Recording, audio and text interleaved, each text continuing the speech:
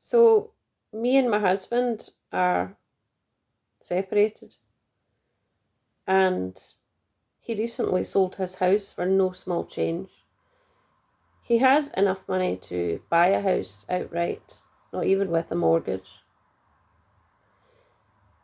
So he definitely has money to rent somewhere.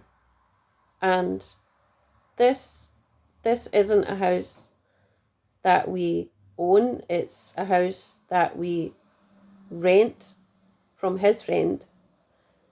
And we've only been here for 5 months, so he has no emotional attachment to it. And so, for pure vindictive reasons, he's trying to bully me out of it. As I said, the landlord, so the rental contract is in both of our names, but he's ran off with the rental contract. And stupidly, I don't have a copy because I never thought this would happen. I actually had this conversation with him before we moved here to Spain. I said I have serious concerns about the fact that we're renting a house from your friend because he's going to favour you if there's ever a separation. And he was like, no, that won't happen because the rental contract's in both of our names. And now it's happened. Guess I'm the stupid one for trusting him. So the landlord, who is his friend, his family have a €1 billion business. Not just millions, they have billions. He has a Lamborghini, among other supercars.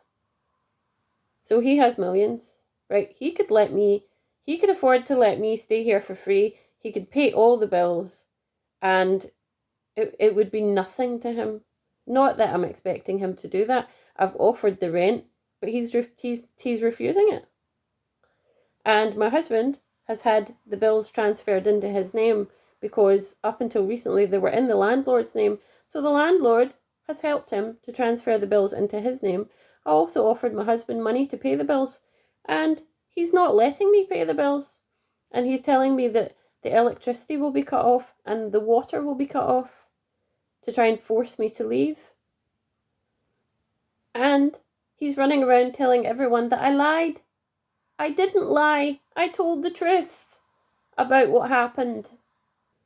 And with enough money to buy a house outright, with no emotional attachment to this house, he is claiming that he's the victim, he's the financial victim to me, and that I'm trying to kick him out.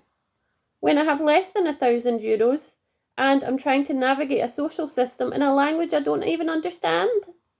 Explain to me how that makes sense. Because it doesn't make sense to me. I didn't even lie, and I'm the one who has nowhere to go. He has family supporting him. He has friends supporting him. They're helping him with places to stay, even though they don't need to, because he can afford to buy a whole house.